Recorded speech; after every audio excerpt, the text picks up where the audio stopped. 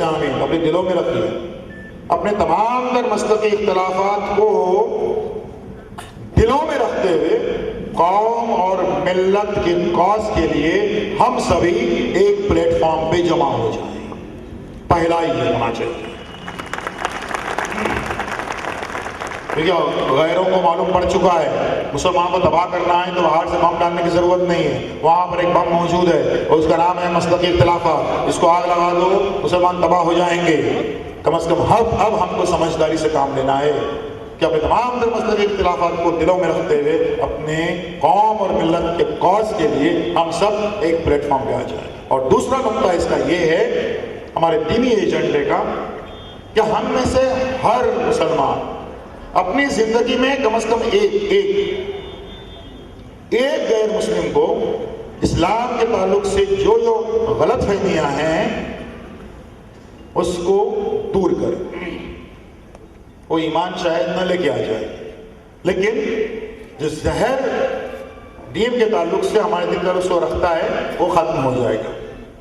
وہ ہمارا ساتھی بن جائے گا, ہمارا پارٹنر بن جائے گا. آج یہاں سے اٹھنے سے پہلے ہمارے اسٹوڈنٹس طے کر لیں, ہاں میرے کالج میں میرے ایک کلاس میں ایک لڑکا ہے جو معقول مناسب باتیں کرتا ہے تو اس کو میں اسلام کے تعلق سے جو غلط فہمیاں ہیں کم سے کم دور کریں. 10 سال میں معاملہ پورا تبدیل ہو جائے گا. اس طریقے سے یہ 2 نکات پر کام کرنے کے بعد اس دینی ایجنڈے پہ کام کرتے ہیں. اب آ جائیے ہمارے تعلیمی ایجنڈا پہ کہ تعلیمی ایجنڈا, ہمارے ایجوکیشنل ایجنڈا, اس کے لیے کیا ہو. دیکھیں کیا ہوا, آپ کتنی بھی اسٹڈی کر لیجئے 200 سالوں کی غفلت ہے. اس سے پہلے ہم ہر چیز پہ چھائے ہوئے تھے, ہم ہر علم کے بادشاہ تھے. بادشاہت آ گئی, غفلتیں اپنے ساتھ میں لے کر آ گئی اور پھر ہم پچھڑتے گئے. اور بلا وجہ یہ قوم جو ہے وہ بلا وجہ اس بحث میں پڑ گئی کہ کون سی تعلیم حاصل کرے, دینی تعلیم یا دنیاوی تعلیم. پتہ نہیں یہ بٹوارا کیسے ہوگا دینی تعلیم دنیاوی تعلیم کا. کہ جب ہمیں دعویٰ کرتے ہیں کہ سارے علوم کا منبع قرآن ہے, اس سے پہلے قرآن نے بتایا کہ زمین کیسے بنی, آسمان کیسے بنے, فلک کیسے بنی, پہاڑ کیسے بنے, وَلِ السَّمَاءِ كَيْفَ رُفِعَتْ وَلِ الْجِبَالِ كَيْفَ نُصِبَتْ وَإِلَى الْأَرْضِ كَيْفَ سُطِحَتْ. اور علم ارضیات صرف 200 سال پرانا علم ہے. جب ہم دعویٰ کرتے ہیں کہ سب سے پہلے قرآن نے بتایا کہ ہم نے ایسے سمندر پیدا کیے ہیں جس میں ایک طرف کھارا پانی, ایک طرف میٹھا پانی, بیچ میں کوئی دیوار نہیں ہے, اور اوشینوگرافی یا علم بحریات صرف 200 سال پرانا علم ہے. جب ہمیں دعویٰ کرتے ہیں سب سے پہلے قرآن نے بتایا کہ ماں کے بدن میں بچے کی پرورش, اس کی نشو و نما کیسی ہوتی ہے, اور ایمبرائیولوجی صرف 200 سال پرانا علم ہے. جب یہ دعویٰ کرتے ہیں کہ سارے علوم قرآن سے اخذ کیے گئے ہیں تو وہی جیولوجی, وہی اوشینوگرافی, وہی کیمسٹری, وہی سائنس اگر ہمارے بچے اسکول میں کالج میں تھوڑا ڈیٹیل میں پڑھتے ہیں تو اس میں کیا برائی ہے. تو اگر ہمارے بچے اسکول میں کالج میں کیمسٹری اور فزکس پڑھ رہے ہیں تو اللہ کے لیے یہ مت کہیے کہ وہ دنیا میں تعلیم حاصل کر رہے ہیں. نہیں, اس کا ذکر قرآن میں ہے. جب ہم تلاوت کرتے ہیں تو کہتے ہیں یہ تو سمندر کے بارے میں, یہ آسمان کے بارے میں, یہ دنیاوی علم ہے, اس کو پڑھنے کا آگے بڑھنا. کیا ہماری مجال ہے کہ تلاوت کرتے وقت ہم لفظ نہیں بلکہ ایک نقطہ بھی چھوڑے بغیر تلاوت کریں. ہم جب ہم وہ پڑھتے ہیں تو ہمارے بچے وہ اگر ڈیٹیل میں پڑھ رہے ہیں تو اس میں کیا برائی ہے. ہمارا تعلیمی ایجنڈا ابھی ہم کو یہاں سے طے کر کے اٹھنا ہے کہ کیا ہونا چاہیے. بلا وجہ ہماری قوم جو ہے ایک کنفرنٹیشن, ایک ٹکراؤ میں پڑ گئی سائنس کے ساتھ, سائنس ورسز اسلام. بلا وجہ سن لیجیے سائنس کی ناکامی کیا ہے. سائنس کی ناکامی یہ ہے کہ وہ روح کو دریافت کرنے میں ناکام ہو گئی. سائنس کہتی ہے انسان پیدا ہوتا ہے, جیتا ہے, مر جاتا ہے, فائل بن. قرآن کہتا ہے فائل بن نہیں, فائل بولے گی, حساب ہوگا. اللہ تعالیٰ اس پہ قدرت رکھتے ہیں کہ ہمارے ہڈیوں کو جوڑ کر پھر سے ہم کو زندہ کریں اور ہم جو ہے اس کا حساب دیں. سائنس تو کرنا کیا ہے, ہمارا تعلیمی ایجنڈا کیا ہے کہ ہم اپنے بچوں کو سائنس پڑھائیں. لیکن جہاں پر ڈاروین کے تھیری آ جائے وہاں پہ ہم رک جائیں. اور بچوں سے کہ بچوں ہم بندر کی اولاد نہیں ہیں, ہم آدم علیہ السلام کی اولاد ہیں. تو سائنس کیوں کہتی ہے کہ ہم بندر کی اولاد ہیں؟ سائنس اس لیے کہتی ہے ہم بندر کی اولاد ہیں کیونکہ سائنس نے ابھی اتنی ترقی نہیں کی ہے جتنا ترقی یافتہ قرآن ہے. خوب دعائیں دیجیے سائنس کو. ابھی میں نے پریکٹیکلی بتایا کہ 1435 سال پہلے 1435 ایئرس پہلے جو قرآن نے بتایا, 200 سال پہلے سائنس نے بتایا, یعنی 1235 سال سائنس پیچھے ہے. یہ تو وہاں واضح ہو گیا.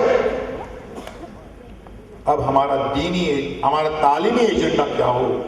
سن لیجیے خواتین حضرات, ہمارا تعلیمی ایجنڈا یہ ہو کہ ہم دین کی روشنی میں, I'll repeat, کہ ہم دین کی روشنی میں تمام تر علوم حاصل کریں.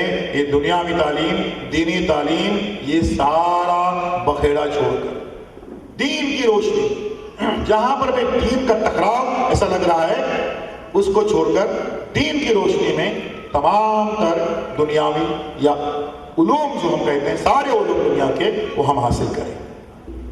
دین کی روشنی میں تمام تر علوم ہم حاصل کریں. یہ ہمارا تعلیمی ایجنڈا ہو. اور اس میں کرنا کیا ہے؟ ہمارے پرائرٹیز, ہمارے جو ترجیحات ہیں اس کو ہم کو سمجھنا ہے. ہماری ترجیحات ہم کو سمجھنا ہے. علم کے تعلق سے ہمیں تعجب ہوتا ہے کہ علم کے تعلق سے ہم کو اتنی ساری مجالس ہر جگہ بجا کرنی پڑتی ہے. جس قوم کو سب سے پہلا حکم اقرا کا, پڑھ. پہلا حکم لڑ بھی ہو سکتا ہے, لڑنے کا حکم ہے, حق اور باطل لڑائی ہے, لیکن پہلا حکم لڑ نہیں ہے, پہلا حکم ہے پڑھ. جس کتاب مبین کی پہلی ترتیب کی سب سے پہلی آیت جس کے بغیر ہماری نمازیں پوری نہیں ہوتی ہیں کہ الحمدللہ رب العالمین, تمام تعریفیں اللہ کے لیے ہیں جو سارے جہانوں کا پالنہار ہے. یہ آیت مجھے پڑھنے کا صرف نہیں, ریسرچ کا حکم دیتی ہے, تحقیق کا, کہ خالی ایک جہاں نہیں ہے, کئی جہان ہیں, ریسرچ کرو. جس کی سورہ طہ سورہ 20 آیت 14 میں دعا ہم کو یہ فرمانے کے کہا گیا ہے کہ رب زدنی علما, علم میں اضافہ کرنا اللہ کو پسند ہے. نالج انہانس کرنا, نالج کو بڑھانا اللہ کو پسند ہے. اس لیے اللہ نے یہ دعا سکھائی ہے کہ میرے علم میں اضافہ فرما, پسند ہے اس لیے. اور صرف یہی نہیں خواتین حضرات, پہاڑوں پر چٹانوں پر سنہرے الفاظ سے لکھی جانے والی آیت سورہ زمر سورہ 39 آیت نمبر 9, اس کی آیت کہ کیا علم والے اور بغیر علم والے برابر ہو سکتے ہیں؟ نہیں ہو سکتے. تو علم والے اور بغیر علم والے یہ برابر نہیں ہو سکتے. خالق کائنات ہم کو جھجھو جنو کہہ رہا ہے. تو علم کی اہمیت ہم کو کیوں بتانے کی ضرورت پڑے؟ آج غفلت آ گئی ہم پر. کہاں سے؟ آبا و اجداد کی یہ غفلتیں, ہماری ترجیحات, ہماری پرائرٹیز میں تعلیم کہیں پر بھی نہیں. میں جلدی سے مثال دوں گا اس کے لیے, 1 منٹ میں موازنہ کروں گا. مسلمانوں کا ایک سب سے چھوٹی مائنورٹی پارسی ہندوستان کی, کتنے مسلمان ہیں یہاں پر؟ 20 کروڑ, 22 کروڑ, 25 کروڑ. کتنے پارسی یہاں پر؟ 1 لاکھ سے کم. ان کے آبا و اجداد کیسے دور اندیش تھے, اور ہمارے یہاں پر سراسر غیر دور اندیشی کیسی بڑھتی گئی. مثال دوں گا جلدی سے, سن لیجیے کہ ایک مسلمان نے اپنی بیوی کی یاد میں تاج محل بنوایا. ایک مسلمان نے اپنی بیوی کی یاد میں تاج محل بنوایا, اور ایک پارسی نے اپنی بیوی کی یاد میں بمبئی میں عالیشان جے اسپتال بنوایا. یہ تاج محل کی تعمیر سے 45 سال پہلے آکسفورڈ یونیورسٹی اور پیرس یونیورسٹی وجود میں آ چکی تھی. شاہجہاں کو معلوم ہی نہیں پڑا. میں نہیں کہتا کہ شاہجہاں کو معلوم نہیں پڑا, اس لیے کہ وہاں پر کمیونیکیشن نہیں تھا اس زمانے میں. نہیں, شاہجہاں کو یہ کیسے معلوم پڑا کہ کہاں پر لال پتھر اچھے ملتے ہیں, کہاں پہ سفید پتھر اچھے ملتے ہیں؟ وہ کیسے معلوم پڑا اسے؟ بلکہ میں تو کہتا ہوں اسپتال جیسے اسپتال کی بات آئی, شاہجہاں کو ایک اسپتال نہیں, سیریز آف اسپتال, ہاسپٹلس پورے ملک بھر میں, ہر شہر میں بڑے بڑے اسپتال, اتنی دولت تھی اس کے پاس. اس کو قائم کرنے کا ایک جواز بھی تھا, ایک بہانہ بھی تھا, ایک سبب بھی تھا. اور سبب یہ تھا کہ جس کی یاد میں اس نے تاج محل بنوایا, ممتاز محل, اس کی موت شاہجہاں کے 14ویں بچے کی ڈیلیوری کے وقت ہو گئی تھی. اس لیے ایک سبب بھی تھا. کئی اسپتال, سوچیے ذرا, جتنے اسپتال اتنے میڈیکل کالج ہوتے مسلمانوں کے, اتنے میڈیکل کالج. تو سوچ کہ یہ ہمارے پرائورٹیز نہیں ہوں. بات ہو رہی مسلمانوں کی, پارسیوں کی. ایک مسلمان نے بڑے شاندار باغات بنوائے, شالیمار باغات بنوائے. ایک پارسی نے بھی باغات بنوائے, آسام میں چائے کے باغات بنوائے, جس سے ہزاروں لاکھوں لوگوں کو روزی روٹی ملتی ہے. مغلوں کے محلوں کا سیمنٹ گر چکا ہے, اور آج ہندوستان کی سب سے بڑی سیمنٹ کی کمپنی ACC ایک پارسی کے پاس ہے. یعنی پھر سے ہمارے ہاتھ ایسے, کبھی ہمارے ہاتھ ایسے ہوا کرتے تھے, ہم دیتے تھے دوسری قوموں کو عقل, فکر, تدبر, نالج, حوصلہ, ہمت ہم دیتے تھے. اگر ہم اس پوزیشن سے دوبارہ اس پوزیشن پہ جانا ہے تو ہم کو سمجھ دے سمتھنگ رانگ ہو رہی ہے. ہمارے یہاں پر کوئی غلطی ہے, یہاں نہیں, یہاں سب ٹھیک ٹھاک ہے. یہ انگلی یہاں سے اٹھا کر یہاں پہ لے کے آ جائیے کہ یہاں پر کوئی غلطی ہے ہماری. میں حوصلہ نہیں ہے, ہمت نہیں, دوسری قوموں سے مقابلہ کرنے کی خواہش نہیں. یہ جب ٹھیک ٹھاک ہو جائے گا تو پھر سے ہم آئیں گے اس پوزیشن میں, ہم دوسری قوموں کو دیں گے عقل, فکر, تدبر, نالج, حوصلہ, ہمت ہم دیں گے. یہ ٹھیک ٹھاک کرنا ہے, حوصلہ, ہمت اپنے اندر پیدا کرنے کی. سماج کے تعلق سے کیا ذمہ داری ہے, سماج کی ذمہ داریاں کیا ہیں, اس کی ایک دو باتیں اور آ رہی ہیں. سن لیجیے کہ کرنا کیا ہے کہ جو جس کے بس میں ہے وہ کام کرتا جائے. کوئی کام چھوٹا نہیں ہوتا ہے. ایجنڈا آ رہا ہے کہ سماج کا ایجنڈا کیا کہ بھئی آپ کے بس میں کیا ہے, تو 2 غریب بچوں کے یونیفارم دے سکتا ہے. 2 غریب بچوں کا یونیفارم دی. آپ بولیں گے نہیں, وہ اسکول میں جو ہے ایک صاحب 200 بچوں کا یونیفارم دیتے ہیں, تو میں کس منہ سے 2 بچوں کا یونیفارم لے کے چلے جاؤں؟ آپ کے بس میں 2 بچوں کا جو ہے, آپ 2 بچوں کا دیجیے. کوئی کام چھوٹا نہیں ہوتا. ایک بادشاہ اپنی آدھی سلطنت کسی کو دے دیتا ہے, اور ایک فقیر اپنی آدھی روٹی کسی کو دے دیتا ہے. اللہ کی نظر میں دونوں برابر ہیں. کیونکہ بڑی قربانی تو اس فقیر کی ہے, جسے کل کائنات ایک روٹی, اس میں سے آدھی روٹی کسی کو دے رہا ہے.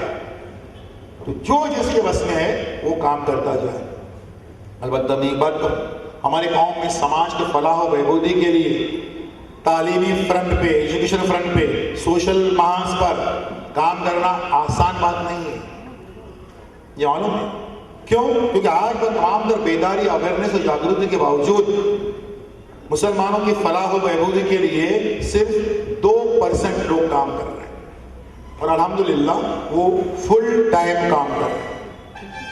اور 98% لوگ جو ہیں وہ صرف نکتہ چینی کر رہے ہیں, اور وہ بھی فل ٹائم کر رہے ہیں. ایسے اس میں کام کرنا آسان کام نہیں ہے. لیکن سماجی محاذ پر, تعلیمی محاذ پر جو بھی کام کر رہے ہیں افراد, اور یہ نئی نسل جن کو آپ کو کرنا ہے, یہ اس قسم کے سارے کام آپ کو کرنے کے ہیں. تعلیم فرنٹ پہ, ایجوکیشن فرنٹ پہ جو کرنے ہیں, وہ جب آپ تعلیمی میدان میں آتے ہیں, سماجی میدان میں آتے ہیں, تو اس سے پہلے یہ کام کر لیجئے کہ یہ اپنی چمڑی جو ہے, جلد, اسکن جو ہے, اس کو موٹی بنا لیجیے. کوئی بھی اٹیک کرے, کوئی نکتہ چینی کرے, کوئی تنقید کرے, نکتہ چینی, تنقید اچھی چیز ہے, نکتہ چینی بری چیز, اور عیب جوئی بدترین, عیب جوئی کرے, کچھ بھی کرے, لیکن اس پر کوئی اثر نہ ہو, ایسی چمڑی اپنے بنا لیجئے کسی قسم کی. کیونکہ جب دیکھیے نیک کاموں میں, نیک کاموں میں, اچھے کاموں میں مشکلات کا آنا سنت ہے. بلکہ آپ کو اگر اچھے کام کرتے وقت مشکلات نہیں آ رہی ہیں تو آپ کو تعجب ہونا چاہیے. کیا بات ہے بھائی, کیوں مشکلات نہیں آ رہی ہیں؟ کوئی کیوں مجھ میں کرٹیسزم نہیں کر رہا ہے؟ لگتا ہے میرا کام صحیح نہیں ہے، لگتا ہے میرا کام برابر نہیں ہے، اس لیے مشکلات نہیں آ رہی. کیوں میرے خلاف کوئی پوسٹرز نہیں لگا رہا ہے، میرے خلاف کوئی مراسلہ بازی نہیں کر رہا ہے، میرے خلاف کوئی نکڑ چوپال پہ میری باتیں نہیں کر رہا ہے؟ لگتا ہے میرا کام صحیح نہیں ہے. اگر آپ کا کام صحیح ہے تو یہ نکتہ چینی، عیب جوئی سب ہونے والا ہے، اس میں ہوتا ہی رہے گا. اس کے لیے ہر ایک کو کرنا کیا ہے، ہر ایک کا اپنا رول کیا ہے. میں بتاؤں اس سماج کے تعلق سے آخری بات آ رہی ہے آپ کے تعلق سے، سن لیجیے کہ کسی بھی سماج یا سوسائٹی کے لیے بدمعاش لوگ جتنا نقصان پہنچاتے ہیں اتنا ہی نقصان پہنچاتے ہیں شریف لوگ. شریف آدمی کسے کہتے ہیں؟ سن لیجیے کہ شریف آدمی کی ڈیفینیشن کیا ہے. جو اپنے گھر سے آفس، آفس سے گھر، گھر سے آفس، آفس سے گھر، بیچ میں زیادہ مسجد میں جاتا ہے، سماج کے لیے کچھ کرنے کو تیار نہیں. اس کی زندگی کا محور ہے ان کے بیوی بچے، ان کا بینک بیلنس اس کے ارد گرد گھوم رہے. ہمارے یہاں پر دو قسم کے شریف لوگ ہیں. ایک وہ جن کے پاس بہت پیسہ ہے، بہت دولت ہے، سماج سے کچھ کرنے کو تیار نہیں ہے. وہ سماج کو اگلے وقتوں میں جیسے راجے مہاراجے ہوا کرتے تھے نا، ویسے ان کو ان راجے مہاراجوں کیسے ہوتا تھا کہ رعایا کو، عوام کو تڑپتا بلکتا سسکتا دیکھ کر ان کو خوشی محسوس ہوتی تھی. یہ ایسے شریف لوگ ہیں، سماج کے لیے کچھ کرنے کو تیار نہیں، خوب دولت ہے. اور دوسرے شریف لوگ وہ ہیں جن کے پاس خوب نالج ہے، خوب ڈگریاں ہیں، لیکن سماج کے لیے کچھ کرنے کو تیار نہیں. مجھے جب کہتے ہیں بھئی یہ کسی محلے میں انتہائی ہائیلی ایجوکیٹڈ آدمی ہے، مجھ سے کہتے ہیں بھئی کیا ہے کہ محلے میں ایک 7-8 بچے ایسے ہیں جو بہت غریب بچے ہیں، ان کو جو ہے وہ میتھمیٹکس اور یہ سائنس ذرا کمزور ہے، تو ذرا ہفتے میں ایک بار ذرا آدھا گھنٹہ ذرا ان کو پڑھائیں گے. تو فوراً بولتے ہیں آپ جانتے ہیں کس سے بات کر رہے ہیں؟ IIT gold medalist. IIT gold medalist میرا ایک کام ہے کیا کہ گلی محلے کے بچوں کو جمع کروں میں؟ خوب نالج، خوب ڈگریاں، سماج کے لیے کچھ کرنے کو تیار نہیں ہے. یہ شریف لوگ تھوڑے سدھر جائیں اور سماج کے بدلتے ہوئے مزاج کو اب سمجھیں. خوب دولت ہے، خوب نالج ہے، لیکن اب سماج کو کچھ کرنے کو تیار نہیں ہے تو سماج آپ کی بات کوئی سننے کو تیار نہیں ہے. بات ہو رہی تھی کہ ہر ایک کو کیسے کھپنا ہے اور اپنے آپ کو کیسے کھپانا ہے، اس کے تعلق سے بات ہو رہی تھی. اب میں آ رہا ہوں بہت تیزی کے ساتھ میں والدین، ماں باپ کا رول کیا ہے ایک مکمل تعلیمی انقلاب، ایک ٹوٹل ایجوکیشن ریولیوشن، ایک سمپورن شیکشنک کرانتی کے لیے.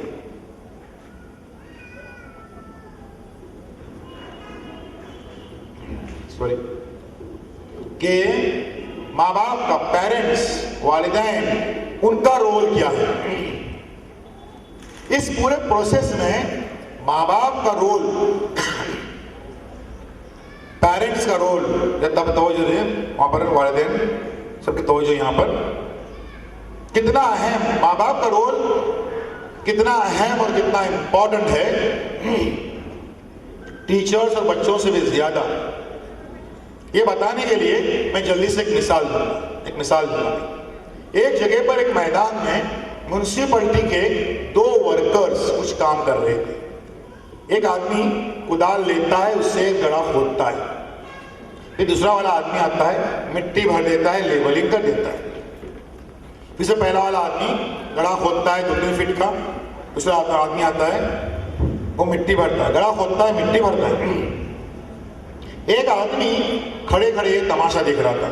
بولے کیا بات ہے بھائی، تم اتنی محنت سے یہ گڑھا کھودتے ہو اور یہ آدمی آتا ہے مٹی بھرتا ہے، لیبلنگ کرتا ہے، کیا بات ہے؟